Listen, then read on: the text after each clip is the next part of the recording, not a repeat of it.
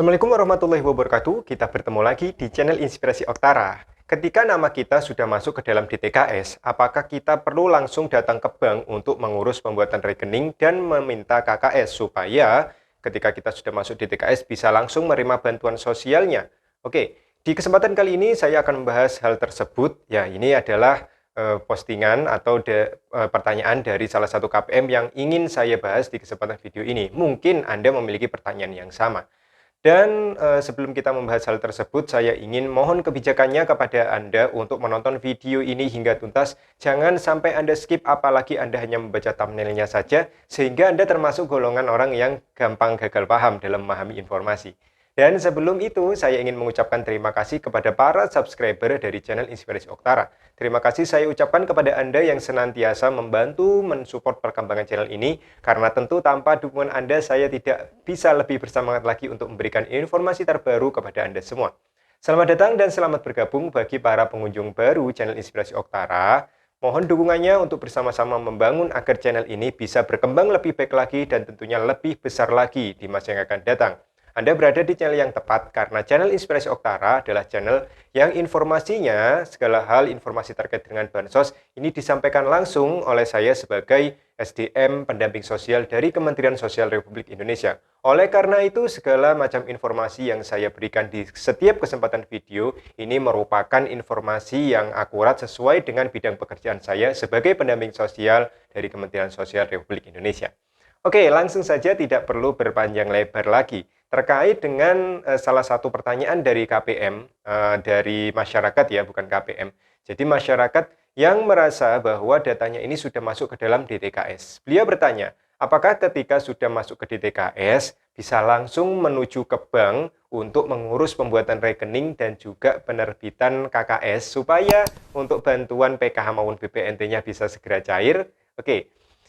Langsung saja ya kita bahas. Yang pertama yang perlu Anda ketahui, betul sekali untuk penyaluran bantuan sosial dari instansi manapun termasuk dari Kementerian Sosial Republik Indonesia, dasar data yang digunakan bukanlah dari data yang tiba-tiba diambil, bukanlah dari data yang tiba-tiba diacak siapa yang mendapatkan, tidak seperti itu. Nah, mulai dari sejak adanya Pusdatin, ya, Kementerian Sosial ini mulai menerapkan adanya satu pintu untuk penerapan penyaluran bantuan sosial.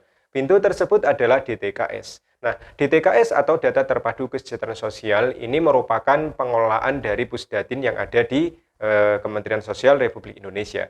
Dan skema untuk DTKS ini dimulai dari pendaftaran, mulai dari tingkat paling bawah, yaitu bisa dari pengajuan RT RW untuk diajukan di desa atau kelurahan melalui tentunya musyawarah desa atau musyawarah kelurahan. Nah, ketika sudah diusulkan oleh desa ataupun kelurahan dan dimasukkan ke menu usulan calon peserta yang ada di DTKS, maka akan diverifikasi, divalidasi oleh dinas sosial setempat, dan hingga pada akhirnya nanti dianggap berhasil ketika sudah disahkan oleh Kementerian Sosial Republik Indonesia di pusat. Sehingga ketika namanya dicek Bansos ternyata sudah masuk di DTKS, berarti ini adalah langkah pertama yang berhasil dilalui oleh calon penerima manfaat bantuan sosial. Nah, pertanyaannya, ketika nama Anda sudah berada di DTKS, apakah serta-merta atau secara otomatis Anda sebagai penerima bantuan sosial? Oke ya, itu yang menjadi titik utamanya dan itu menjadi poin utamanya. Nah, perlu Anda ketahui bahwa meskipun Anda sudah berada di Data Terpadu Kesejahteraan Sosial, nama Anda sudah ada di DTKS, maka belum pasti atau belum tentu Anda langsung menerima bantuan sosial, baik itu PKH maupun BPNT. Sehingga untuk pertanyaan yang awal saya bahas, apakah ketika nama Anda sudah masuk ke dalam DTKS, Anda bisa langsung menuju ke bank membuat rekening untuk menerbitkan KKS atau menunggu instruksi dari pendamping? Nah, jawabannya adalah Anda tidak bisa langsung menuju ke bank. Misalkan ya di daerah Anda mengetahui bahwa penyaluran PKH ataupun BPNT ini dikeluarkan kartunya oleh Bank BRI. Maka ketika Anda sudah masuk ke dalam DTKS, maka Anda tidak bisa langsung datang ke Bank BRI untuk membuat rekening ataupun meminta KKS. Nah, ketika Anda sudah masuk ke DTKS, tetapi Anda belum dipilih oleh Kementerian Sosial, maka ketika Anda datang ke BRI boleh, tetapi tentunya Anda akan membuat rekening biasa, mungkin Simpedes atau rekening yang lain, dan itu bukan rekening bantuan sosial. Sehingga ketika Anda sudah masuk di DTKS, ya Anda terus berdoa, ya berdoa dan selalu update perkembangan DTKS yang nama Anda ini sudah masuk di dalamnya. Karena sekali lagi ketika masuk di DTKS Anda harus menunggu ya pemberitahuan dari para pendamping sosial apakah Anda dipilih sebagai penerima bantuan sosial atau tidak. Nah, pertanyaannya mengapa sih ketika sudah masuk ke DTKS kok tidak langsung menerima bantuan sosial? Oke ya. Nah, untuk penerima bantuan sosial di Kementerian Sosial sendiri, saya ambil contoh 2 program prioritas nasional, seperti misalnya program Keluarga Harapan. PKH sendiri setiap penyalurannya ini diterapkan kuota sebanyak 10 juta KPM seluruh Indonesia. Lalu untuk BPNT atau program sembako, seluruh Indonesia totalnya adalah 18,8 juta KPM. Dan 18,8 juta tersebut di dalamnya termasuk juga ada penerima PKH yang juga menerima BPNT atau program sembako.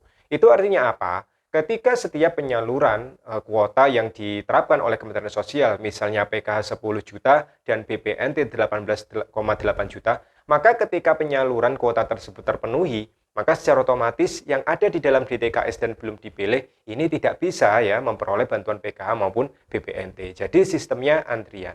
Ketika nantinya dari penerima PKH maupun BPNT ada yang digraduasi atau tidak memenuhi syarat dan dikeluarkan ya dari penerima bantuan, maka untuk penggantinya ini baru diambilkan dari para peserta yang ada di DTKS dan memenuhi syarat. Misalnya untuk PKH ya, memiliki minimal 1 komponen syarat yang telah ditetapkan dan lain sebagainya. Jadi seperti itu.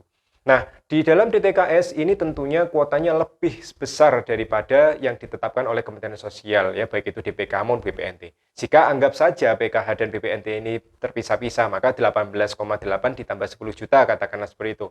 Maka ada 28,8 juta. Sedangkan di dalam DTKS ini lebih dari itu, karena data terpadu kesejahteraan sosial untuk masyarakat prasejahtera ini jumlahnya sangat besar ya, sangat besar tentunya lebih dari kuota yang ditetapkan untuk PK maupun BPNT. Sehingga nantinya ketika Anda sudah masuk ke DTKS dan tidak memperoleh jatah untuk masuk ke PKH maupun BPNT, ya biasanya untuk desa ataupun desa ya, ini akan mengambil data-data yang ada di DTKS dan belum pernah memperoleh bantuan sosial untuk selanjutnya dimasukkan ke dalam penerima bantuan langsung tunai dana desa. Jadi seperti itu ya. Nah, di sini semoga jelas ya, sehingga kesimpulannya ketika Anda masuk di DTKS, ini belum tentu Anda memperoleh bantuan sosial. Tergantung dari apakah Anda nantinya dipilih oleh Kementerian Sosial atau tidak.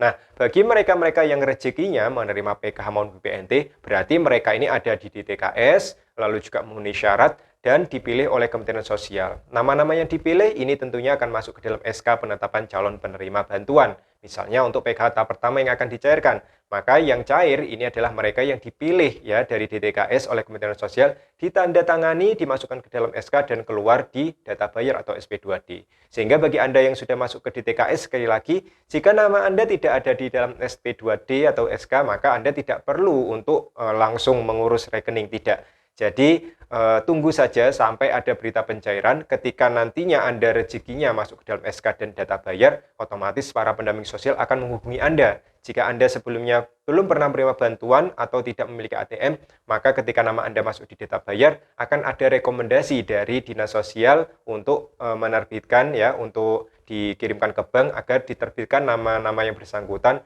agar diterbitkan rekeningnya, rekening bansos dan juga KKS-nya. Nah, dari bank ketika sudah mulai diproses, maka bank akan bekerja sama dengan Dinas Sosial akan ke pendamping sosial akan menghubungi pihak desa atau kelurahan untuk menghubungi Anda agar bisa mengurus rekening bantuan sosial. Jadi itu skemanya ya.